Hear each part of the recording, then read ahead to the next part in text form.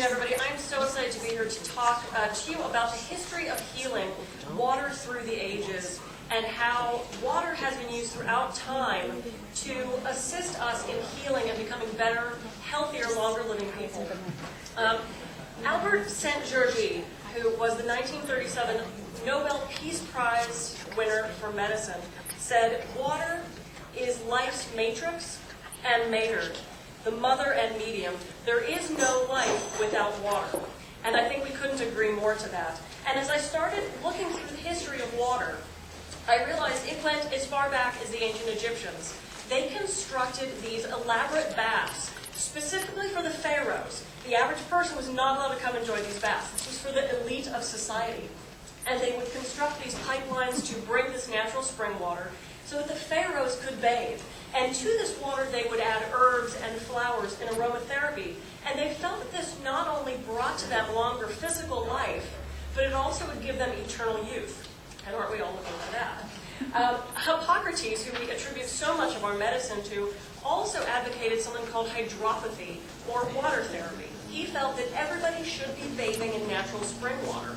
And this was something that he felt balanced our humors and also allowed us to live a longer and healthier life. And then, of course, we're all familiar, or at least have heard of, Bath England. Around the world, there were these public baths constructed. There would be a section for the men and a section for the women, and you would just simply strip down and bathe in these healing waters. I had the privilege of going there. This is what it looks like now. These are not actually ancient Romans.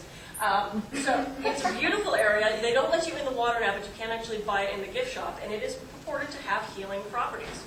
Now, when the very, very strict Christian religion started to take over Europe, a lot of these baths were banned. Because even though the men and the women were in separate quarters, they felt that public nudity, even around people of the same sex, were completely tabooed against God. Luckily, relics like this still remain, and we still can advocate bathing in clean and safe water.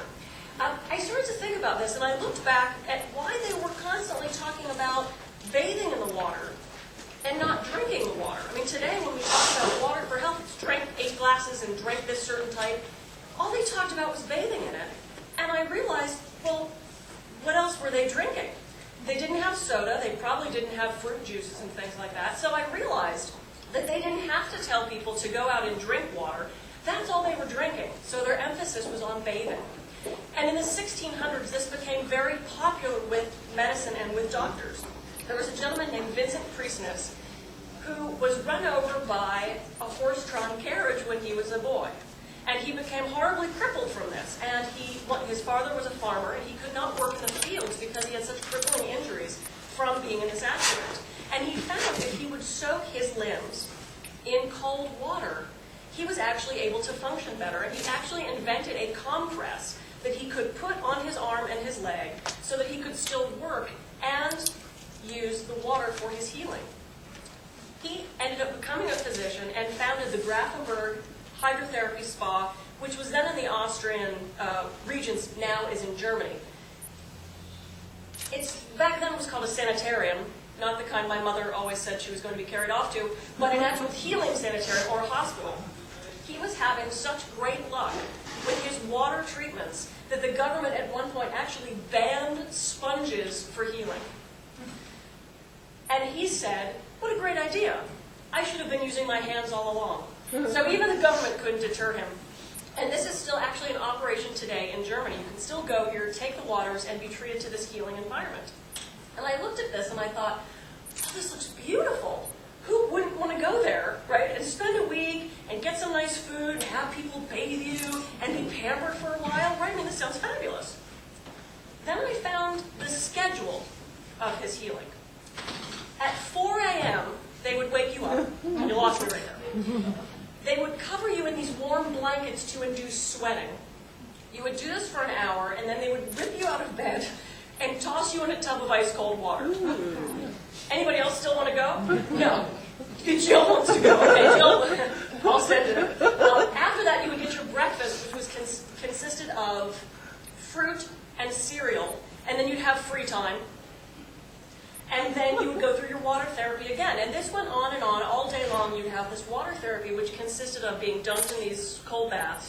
having showers, having foot baths, and also having sitz bath, where you just sit your lower half into these tubs. During your free time, there was nothing to do. This was out in the countryside. So people found that they would hike in their free time, and sometimes hike up to 10 miles a day, because there was nothing else to do in the midst of all these treatments. You would have your final meal and therapy at 8 o'clock. By 9 o'clock you were in bed, and the next morning at 4 a.m. you would be sure that someone was showing up with heated blankets, and you'd start all over again. The average treatment took 4 weeks to 2 years, with about the average being 6 months. Can you imagine doing this every day for 6 months? But he, again, had such amazing results from this kind of treatment. Now, other doctors said this was baloney. Other doctors said, you're completely wrong. It should be warm water. And this was the big medical debate back in the 1700s when the spa was in existence. Do you use warm water or cold water? And wars were practically fought over this. Everyone had different views on what they thought they should be doing. Well, let's jump up to present day a little bit. This is a much better idea to me of what a spa should be.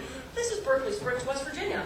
And the Berkeley Springs were visited by the Native Americans long before it showed up on Thomas Jefferson's father's map of this area. And of course, Berkeley Springs was made famous by George Washington, who found the waters to be extraordinarily healing. His bathtub is still in the square. I wouldn't get in it today. It's a little bit cold. Much better way to take the waters here in Berkeley Springs, West Virginia. It's warm. I like it.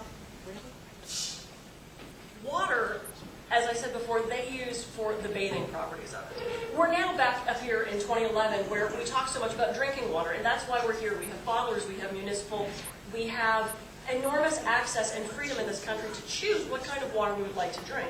And I want to talk a little bit about the health benefits and what water can do for you. Not that you needed to see the difference between a hydrated cell and a dehydrated cell. It's pretty obvious to understand what the difference in that is. But what's interesting is I pulled this off the site for sickle cell anemia. And in doing the reading that I did, they had mentioned that if you have sickle cell anemia, of course, this is a genetic disease, but you can help lessen the incidence of you actually developing the disease if you keep yourself hydrated, because as soon as you dehydrate, the cells go and they shrivel. Just like that fruit you've left on the counter too long, it starts to dry and it starts to shrivel, and that's what it ends up looking like. So I wanted to pull that out of there. Water does so many things. It moves waste from the body. It regulates our temperature. Water is versatile, and because it has that extra hydrogen atom floating around looking for something, molecule I should say, looking for something, it is considered the universal solvent. And this is one of the reasons water is so easily contaminated, because that extra hydrogen grabs onto whatever is coming in contact with it that's an organic substance. But every living cell in our body is bathed in water, intracellular fluid and extracellular fluid. We need this water to plump up our cells, not only so that we look better, so that we have that glow that we have after we've had a beautiful bath or steam or we drink enough water.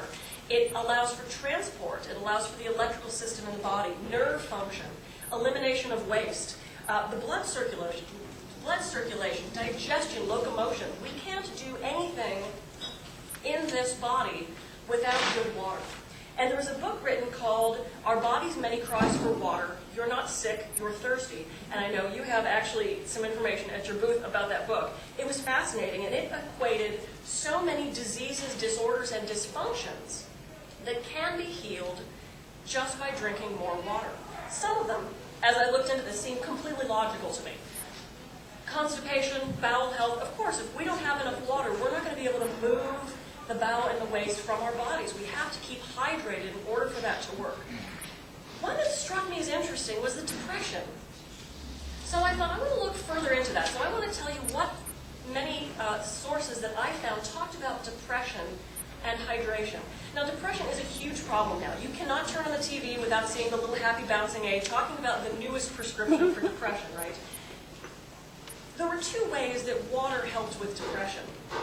One is they believe that depression occurs in the brain. It's a chemical imbalance. Well, if we don't have the water in the brain to help those synapses fire, to help those electrical functions happen in this vast computer that is our brain, the chemicals aren't going to transport properly, and we're going to see an imbalance. So it made perfect sense to me, with our brain being about 80, I think they said 82% water, that not having